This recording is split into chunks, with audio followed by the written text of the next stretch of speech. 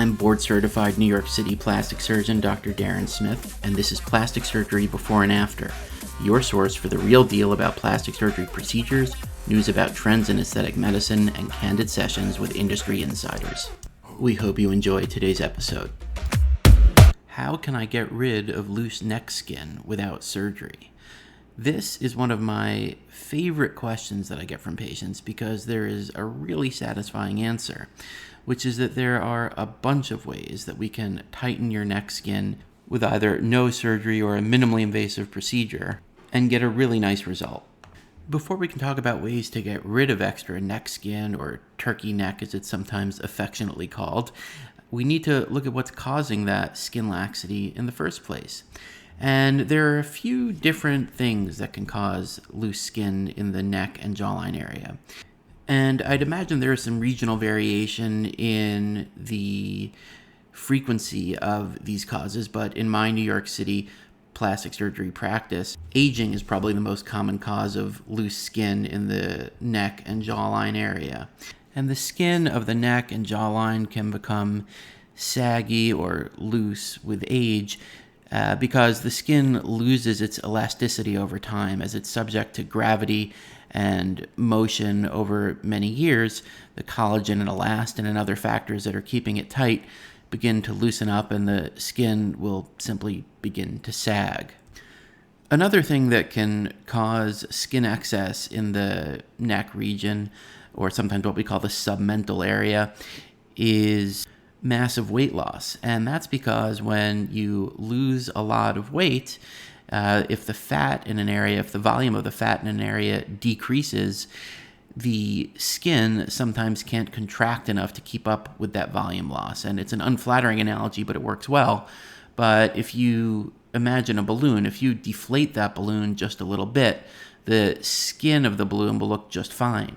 But if you start to completely deflate that balloon, and as all the air comes out, the balloon is going to deflate and flop and look saggy and folded.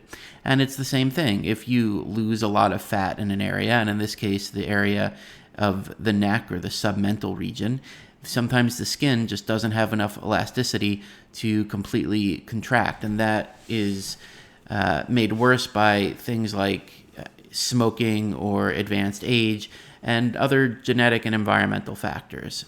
And the last thing I'll touch on that can cause skin laxity in the neck or jawline region is poorly planned liposuction.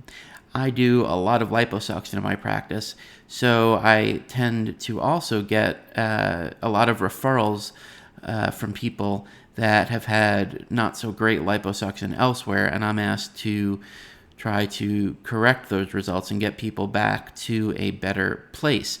And one thing that we sometimes see is that people that have had too much fat suction from their submental region, and I have an earlier episode dealing with getting rid of double chins, and we go through the various things that we have to think about there to make sure that we're doing that liposuction the right way and using the right technology to get a great result. If someone doesn't do this the right way and they just suction too much fat, sometimes, just like if there's a lot of weight loss and a lot of fat and volume is lost from weight loss, the skin can't contract enough.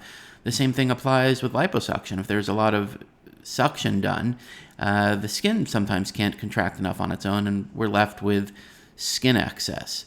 So those are the kind of three most common ways that people come to me with skin excess or skin laxity of the neck and jawline.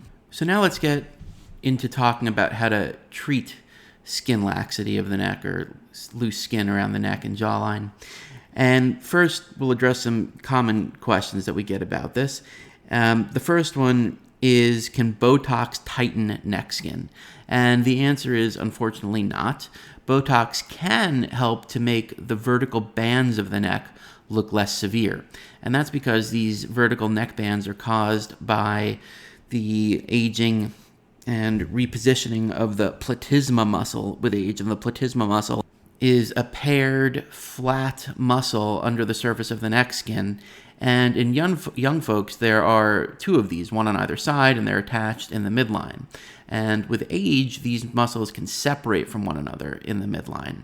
And when those muscles contract and pull, they can cause these vertical neck bands. And this is where Botox can be helpful here. Botox can soften the severity of those vertical neck bands. And you'll find an earlier episode where we discuss exactly what Botox does and how it can help in this scenario. The other question that we get a fair amount is, are there exercises I can do to tighten my loose neck skin? Or are there creams that I can use to tighten my skin? And the answer to both of these, unfortunately, is no. There's really no good topical agent that's going to effectively tighten your skin anywhere, and definitely not your neck skin. So now getting into things that actually do work pretty well, I'd like to divide the severity of the loose skin into 3 categories, and we'll just call them mild, moderate to severe. And that will organize our discussion of possible treatments for this loose skin. And for the mild skin laxity of the neck, something that can work really nicely is radiofrequency microneedling. And there are several different devices on the market for this. The one that I use in my practice and the one that I like a lot is called Morpheus 8. And the way that this works is you have a bunch of tiny needles that create minuscule physical controlled injuries to the skin. And then radiofrequency energy is emitted by these needles, which also cause a controlled thermal or heat injury to the skin. And as the body heals these controlled injuries over time, there is contraction, because one of the big ways that the body heals wounds is through contraction. And as that skin contracts, the neck skin tightens, and you can get a really nice result. And moving into people that have moderate loose skin or skin excess in the neck or jawline area, I also really like radiofrequency for this, but we deliver it in a bit more of a powerful way. Now, the Morpheus 8, the radiofrequency microneedling, is a truly non-surgical procedure. These are radiofrequency microneedles. There are no incisions involved, and I don't think really anybody would consider this surgery. The next thing that I'm going to talk about for this kind of moderate or intermediate skin laxity of the neck would be considered minor surgery or a minimally invasive procedure. And the reason is that while we're still delivering radiofrequency, we're doing it from both inside and outside the skin. And in order to do this, we're making tiny 2 to 3 millimeter incisions. Those are about maybe 2/3 of the size of a pencil eraser, and they're in very well hidden locations. There's one behind each earlobe and one in the chin crease, so nobody's ever going to see these. And we're putting one end of the probe under the skin, and then there's a matching probe that goes over the skin, and radiofrequency energy is fired back and forth between the probes, heating up the skin. And again, we're getting a controlled thermal injury, but this time it's a bit deeper, and it's really passing through the full thickness of the skin and the underlying tissue, and we're able to heat it in a very controlled way and get a very powerful contraction this way. So it's a minimally invasive procedure that works really well for kind of moderately lax skin of the neck and jawline region. And the thing to know about both of these procedures is that they take several months to see the final result. While you'll likely see a little something right away, we really do like to give it 2 to 3 months, or sometimes even a little bit longer, to see the final result, because remember, we're creating a controlled injury and it takes time for that to heal. The other thing to know about Morpheus 8 is the recommended treatment regimen is 1 treatment every 3 to 6 weeks, repeated 3 times. Whereas with the face type procedure, this is something that's just done once.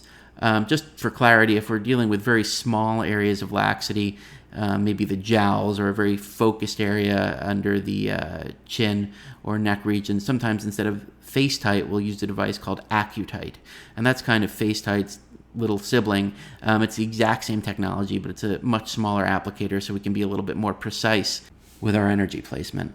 And when we start getting into severe skin laxity of the neck, there really isn't anything non-surgical or minimally invasive that we can offer here. In this kind of case, you really do need to go ahead and do a skin excision procedure like a neck lift, or if there's also laxity in the face, you would do a facelift that includes a neck lift.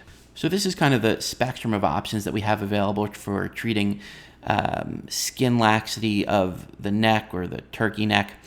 And as you might expect, for the very kind of mild cases, we can do something totally non-invasive. That's the Morpheus 8.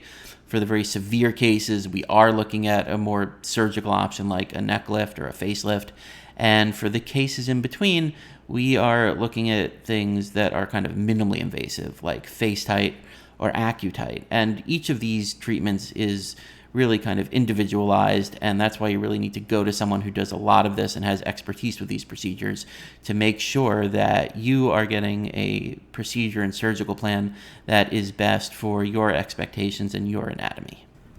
Thanks for listening, and don't forget to subscribe, share the show, and head over to DarrenSmithMD.com for more real-world plastic surgery talk.